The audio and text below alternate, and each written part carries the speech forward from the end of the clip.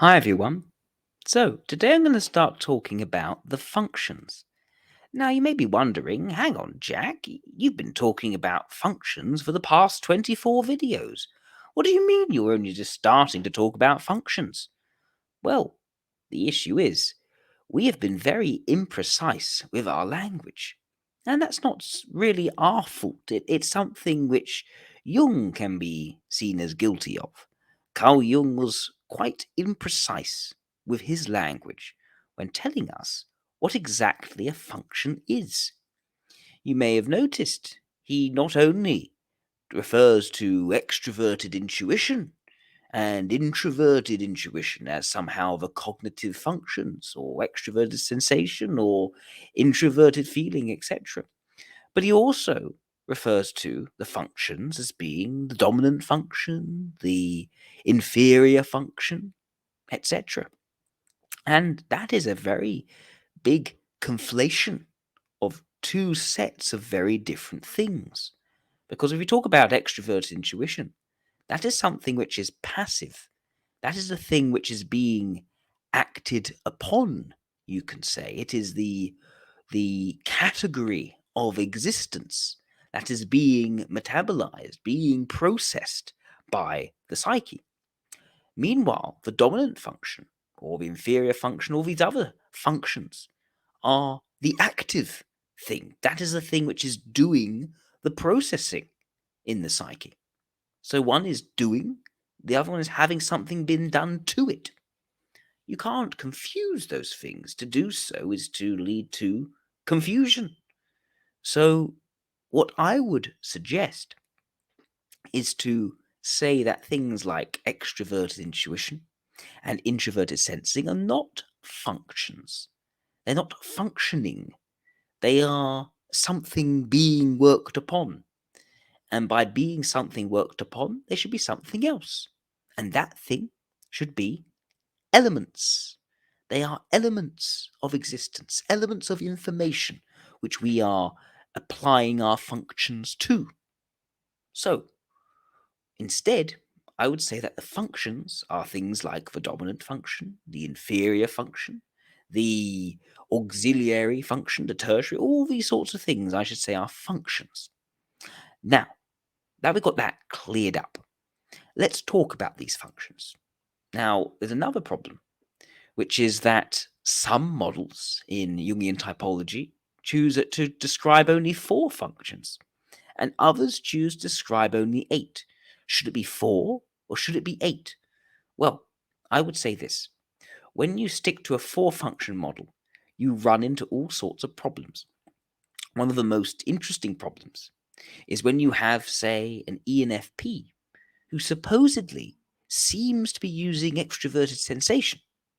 Now, the four function model will be perplexed at this because an ENFP doesn't have extroverted sensing, because they only have extroverted intuition and introverted sensing out of their perceptions. So they can't use extroverted sensing, surely. And they invent this very risible explanation that the ENFP somehow has combined their extroverted intuition with their introverted sensation to create a pseudo extroverted sensation. And just simple critical thinking would show this doesn't work. I mean, we've talked about extroverted sensation, how different it is from both extroverted intuition and introverted sensation. You can't create extroverted sensation out of the other two. You can't fabricate it. If it's being used, I would say it's being used. If it looks like extroverted sensation, if it acts like extroverted sensation, it probably is extroverted sensation. And that disproves the four function model. You can't use it that way. That's not you wouldn't be functional. You wouldn't be able to operate in this world if you could only use half of the stuff available to you. It wouldn't work. No. In I would say that you actually use 7/8 of the stuff which is available to you when you need to. And maybe you can allow yourself maybe 1/8, which you don't use at all. You can just about get by that way as a human being. You can't only isolate 50% of it. So no, I don't endorse the four function model. I think it is a silly approach. No, instead, I endorse an 8-function model. But that leads to another problem, in that people haven't really worked out how to describe all 8 functions properly. Yes, John Beebe has his 8-function model, but it is a vague mess. It relies so deeply on shoehorning Jungian archetypes into 8 simple slots, when there's so many more archetypes that Jung talks about than slots.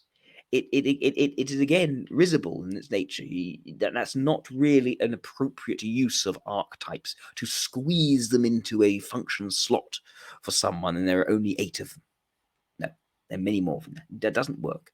And what ends up being described is so vague and so arbitrary that it's basically useless, and it becomes a sort of make it up as you go along interpretive exercise.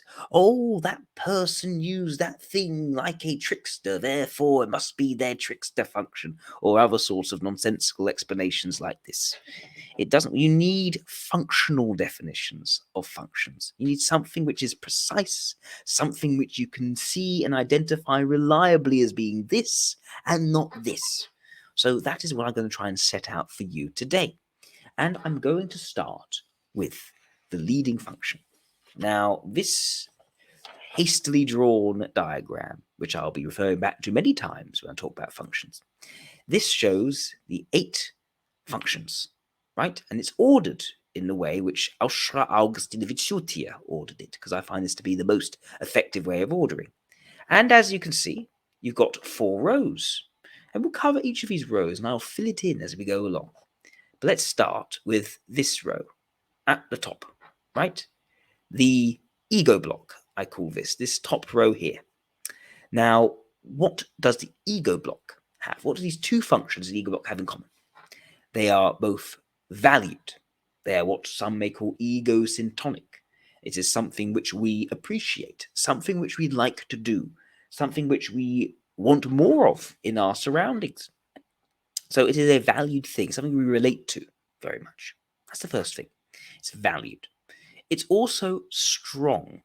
That means it is competent. It is something we could use well. We do well in using it. That is another key thing about it. This is strong and it's valued. We do it well and we like it. And by being something which we do well and we like, it also suggests it's something which is quite public. It's public facing. Why? You want to put your best foot forward. The thing you like about yourself the most and you think you are best at, you're going to want to market. You're going to want to do that thing in public. And that is the idea. This is a public, valued and strong block, the ego block. Now we talked about the ego block. Let's talk about the leading function in particular. So the leading function in particular is assertive in its nature.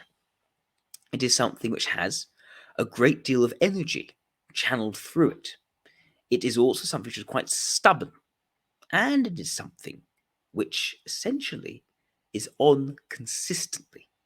So what does that mean? It is something which is really laying down the law in terms of what it wants, what is needed, and requiring all the other functions to band together to help it in getting what it wants, because it is the boss. It sets out what things need to be done, and things will be done that way.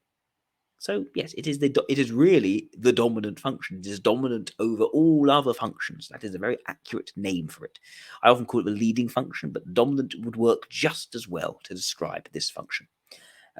It is also a lens. It is so much a part of us. It's so much the us in a nutshell, you could say. The ego function, the ego block is very much us in a nutshell.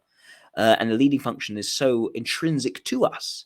It is sort of like the lens through which we see everything else in our universe. And by being that sort of lens, it lends itself to being essentially something which we end up judging others for, because we are so used to it. It's such an intrinsic part of what we deem to be valuable in our society, in our world. If someone doesn't use it, we think there's something wrong with them. There's something off. You're just backward in how you do things because you aren't doing things in the way which things are meant to be done. So there's also that problem when it comes to a leading function. It can lead us into conflict with others because we have such expectations attached to this thing. which we think as being so important in the world around us. So, those are some of the things about the leading function or the dominant function or the hero. You could say it is what we bring to the world, it is what we do very well and identify very strongly with. But there's also such a fundamental part of how we see the world that we can also carry certain expectations in it that we can use to essentially form our opinions on others through. So that's what the leading function is about. I hope that helped, and I look forward to covering the other functions.